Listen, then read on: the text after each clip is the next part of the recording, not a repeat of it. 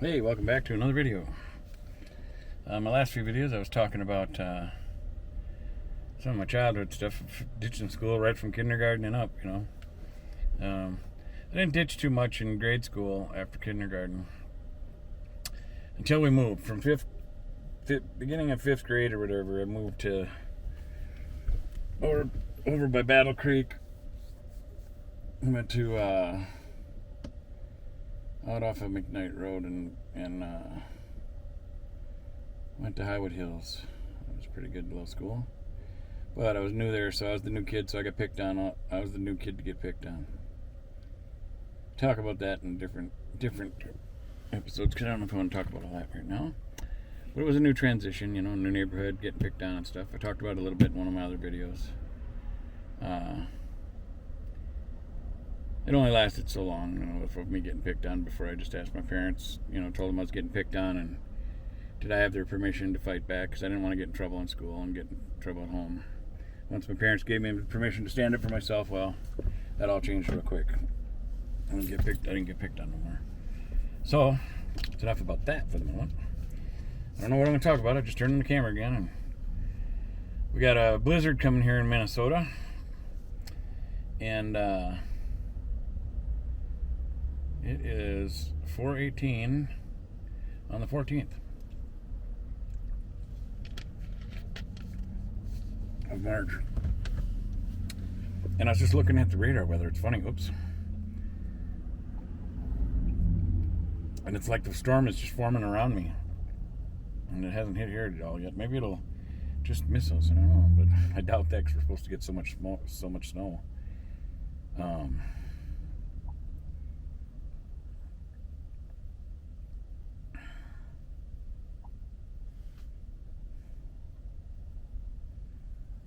Yeah, I'm where the blue dot is. And I'm like north of the Twin Cities. So I don't know if that's showing up where I'm at here. Is the blue dot showing up? Have I got it the right way? I can't tell because that monitor's so little. But it's forming right around me. The storm is just on all sides of me. They're just not hitting me. So hopefully that little blue dot showed up. Because that blue dot's where I'm at. Maybe if I zoom in on it a little more. Oh. There we go. That'll show it a little better, maybe. I don't see. I'm trying to look at the monitor.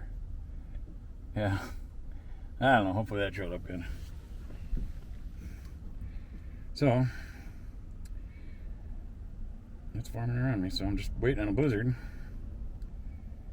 And we're supposed to get blizzard warning. What? Blizzard conditions expected. Total snow accumulation between 12 and 18 inches. Winds gusting as high as 45 miles per hour Sunday afternoon and evening. So I guess we're not going to get the big wind gusts tonight. Maybe they'll start later tonight or something. But if I take this off, I'll show you where I'm parked right now. Okay, so there's the main spot up there. This is Arby's we got over here. And there is Wally World. I must give you a whole. I can't give you a 360 because I need to be inside the camper. So I guess it's not a 180 exactly. Well, it's kind of a 180. That's what I'm showing you. 180. But the reason I'm parked back here is because, let's see, if I go straight in front of me, that is pretty much, well, no, that's not west, is it?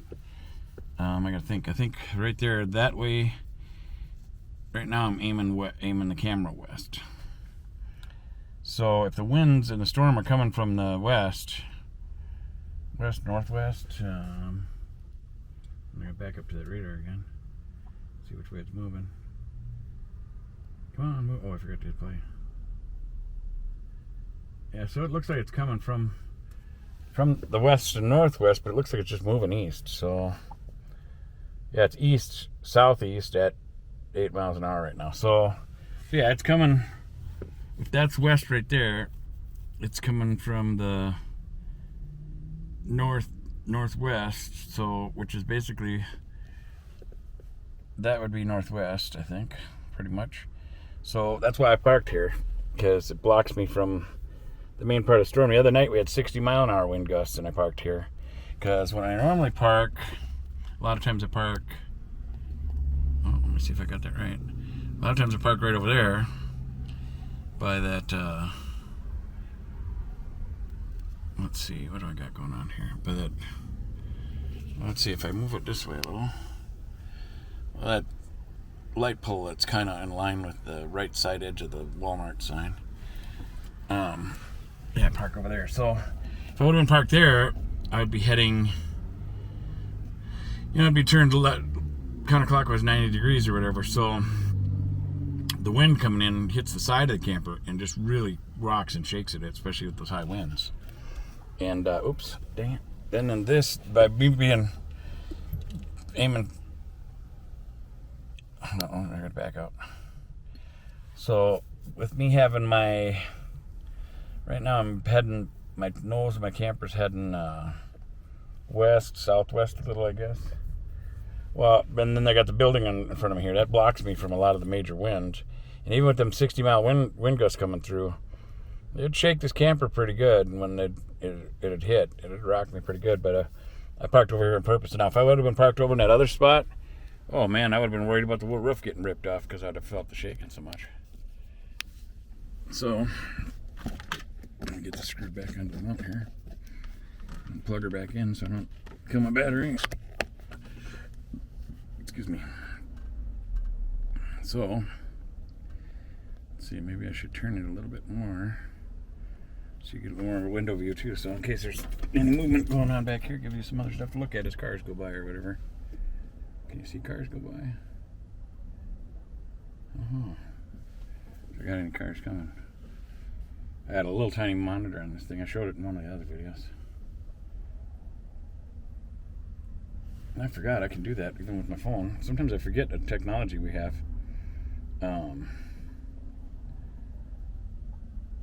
forgot that I can just go like this.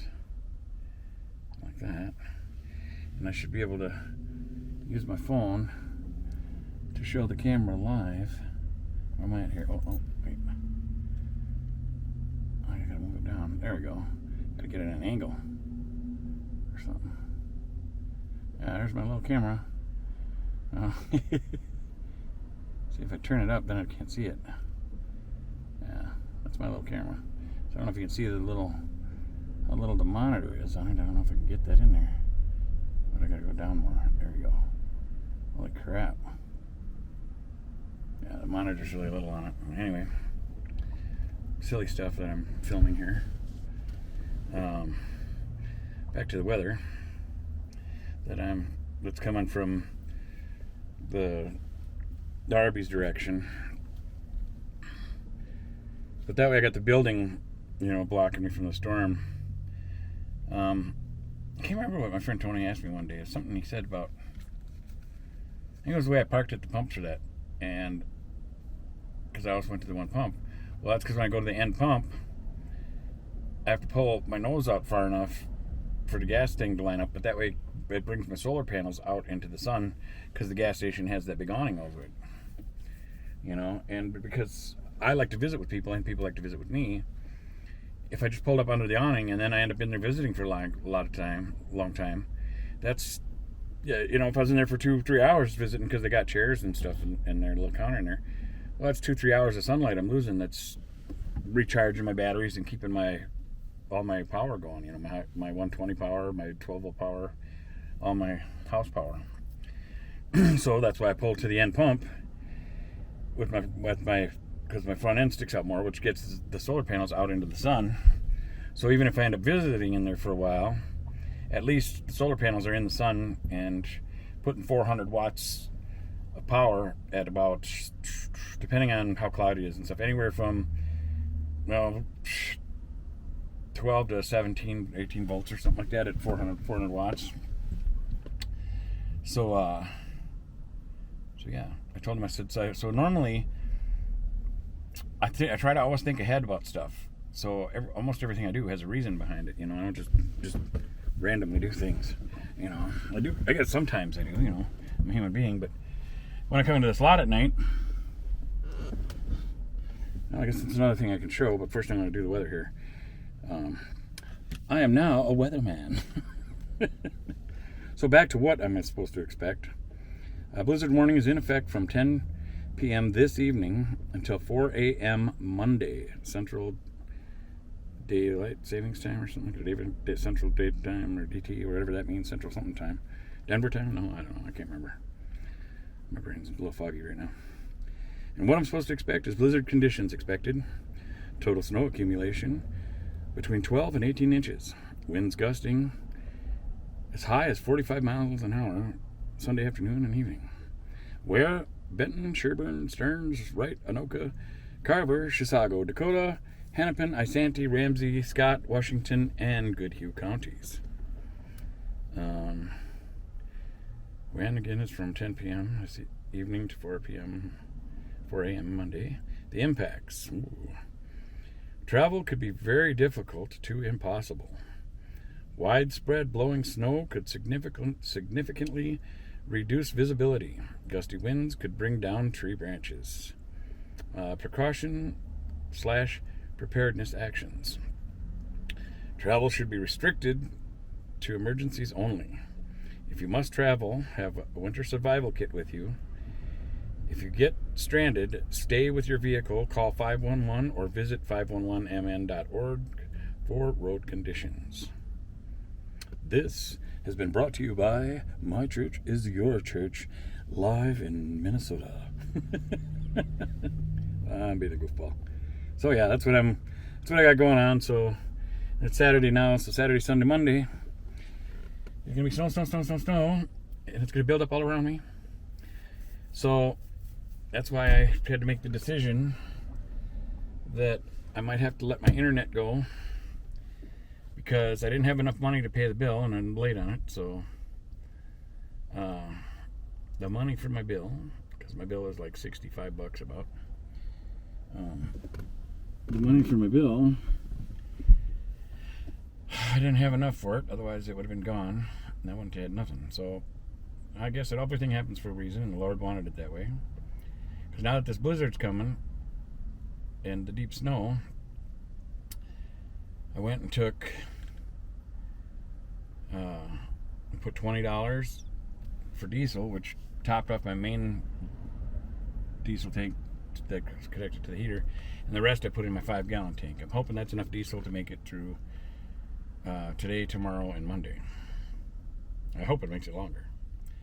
And then I took another $20 and put it into the gas tank because that was less than a quarter tank, and which got me 6 whole gallons. And I only got 4 gallons of diesel because that's really expensive. So I got 4 gallons of diesel for 4.1, I think it was, or something like that, of the diesel for $20, and then I got 6 gallons of regular fuel for the camper. And didn't get me up to a half tank. It's got me between a quarter and a half, so like 3/8 of a tank. The reason I did that is because with this snow coming, that's going to cover my solar panels, which it's already gloomy, so I get less power coming in when it's gloomy, even though it still does bring in some power. But then when that snow starts covering them, then less and less power comes through.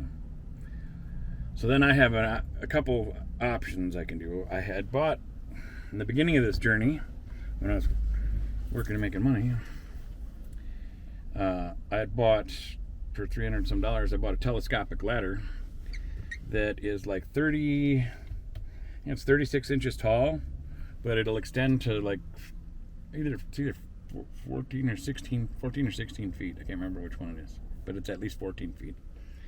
And then it's got these little hook things on it, so you can buy this bracket to mount to the side of your camper, so you can hook it into that bracket, which helps stabilize it more. Well, I didn't get that because I want to be able to I don't want to have just, I want to be able to move it to wherever I need to be, you know, and the bracket mounts to your camper. Well, that doesn't really help me, except for that one spot, you know. And then it's just more holes I got to drill, which are possibly more leaks, you know. So I might end up modifying that because I can raise that where the hooks are on this. I can raise it to where it's above the roof, and I can lean them little hook things on the edge of the roof.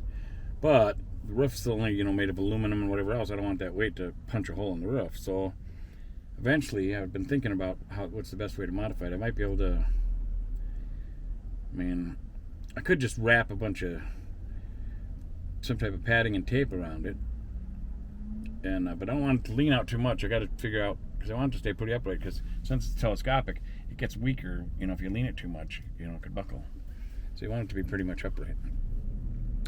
But anyway, for the solar panels, I can put up that telescopic ladder, and then I can bring my snow brush up and go up there, or broom or whatever, and sweep the snow off the panels. Now, if I was going to do that, I'd want to move. And I'd want to move closer to that curb over there, or turn this so my passenger side is next to a curb out so far, because that way I can put the base of the ladder where the curb is, so with the snow and stuff, the ladder don't slip out from underneath me away from the camper, So that is one option I can have to clean off the solar panels to keep the power coming in. The other thing is it's a DC to DC charger. So when my house batteries are full, when the solar's charging and the house batteries are full, then it opens up an electrical gate that's hooked to the engine battery. So then it'll also make sure my engine battery stays full. So that way it always starts. It keeps that topped off. Now in reverse, my alternator charges the engine battery. Now once the engine battery's full, that DC to DC charger senses the voltage is high enough in the engine battery, and then it'll open up a gate, and then my alternator starts charging my house battery. So that's my other option. That's why I put more gas into the camper, not only so I can start it if I need to, or move, or run. I can get engine heat. It's got a lot of benefits of having more gas. But anyway, so that way, if during the 3 days, because I plan on doing some editing and stuff, so I'm going to be running my inverter and running 120 power, and because I might have snow covering my solar panels and gloomy skies, I might not be charging as much. So that way I can start the engine and let the engine run for a bit, and then that will charge up the batteries if I need to, if I'm getting lower in energy. But as long as I still got decent enough power, even if I'm down to 70% or 50% or something, well, the forecast shows that the sun's going to come out, Monday or Tuesday or whatever, depending on how the forecast goes, well, then I won't even have to start it unless I'm really getting low on power. Because once it's going to be sunny, then I'll charge again. But I could still have if we're going to get 18 inches of snow or 10 inches, I could still have a lot of thick snow up there that's not going to let the sun through. So at some point, I'm going to have to get up there and clean it off. And because it's warmer, it's probably going to be stickier snow. Whereas if it was really cold right now, it'd be crystallized snow. And then when the high winds come, that would just blow it clean. But this is going to be a warmer, stickier snow, so it's going to pile up on the roof. So unfortunately, I'm probably going to have to... I should have parked closer to that curb already, but there's a bit of the snow bank that was plowed up there in the way, and a bunch of garbage and stuff in it, and I don't want to pop a tire or something. So when it comes to me going to clean the solar panels off, what I'll have to do is over by Arby's here probably is what would be the easiest, because they'll probably plow this lot, and they'll probably plow all the snow, pile it up over here in the corner like they do. Then I'll probably just pull straight forward over to the curb by Arby's here, because then I can just pull in alongside of that, get the ladder out, put it up, where it's got the curb to go up against, so it don't slip out from underneath me. And then I'll go up there and sweep off the solar panels and as much as I can get off of the roof, So I'll just do it from the one side and get all the main stuff off, unless it's really deep. If it's really deep on the roof, well, then I'll clean up as much as I can get on the one side. I'll have to move the ladder back and forth to get that as much as I can reach on that side of the roof. And then I'll have to turn it around next to the curb and then go to the other side and go up there and clean it all off. So that's part of one of the challenges of living in an RV. Sure, I produce my own power, which I don't have an energy bill every month for electricity and stuff because I make all my own electricity, so it makes it a lot cheaper. Plus my rent, I don't have rent unless I'm driving. If I got to drive places, the less I drive, the less my rent is, So then it's just kind of bouncing around. And I stay in this lot a lot, and luckily they've been really nice to me. I don't make a mess. I actually have cleaned up the lot from other people that have been here and made messes, because I don't want them to chase everybody out of here, because that would include me. And then when I was working, I would bounce. I'd stay, whether it's Cub Foods or different 24-hour stores. I might stop at, say, Holiday. They're open 24 hours. Gas up, and I figure, well, if I'm pumping in $70 to $100 in gas, well, I should be able to park, because I got parking spots in the lot. I just find a parking spot out of the way, and make something to eat and crash for the night, get some rest. Because I figure, well, I got a receipt showing how much money I spent there. I'm a customer. I should, be able to park there for a little bit. I ain't gonna stay there for a month or nothing, or a week or a couple days or something, but just I should be able to stay there the night, or for the day. If I'm tired in the daytime and I do it, well, I'll just crash during the day and get a little rest. Well, not bounce around, and but now that I've been out of work, I can't afford to bounce around. So, and this is getting long. I'm 20 minutes. I'm really getting long here. It's a long one. So I've been kind of stuck in this lot a lot, and I'm glad that it hasn't become a problem yet. Try to keep the camper clean and stuff, so I don't look like I'm, being an eyesore. Hopefully that's all going to change real soon. I'd like to keep talking on, but we're on the way to 22 minutes. So once again, thanks for watching. Thanks for supporting the channel. Any of you viewers that have sent me help, thank you again so much. I appreciate it. There have been a few of you. I was shocked. That was amazing. I didn't even know I brought that up. Thank you anyway. Thanks for watching. God bless you, and we'll see you on the next one.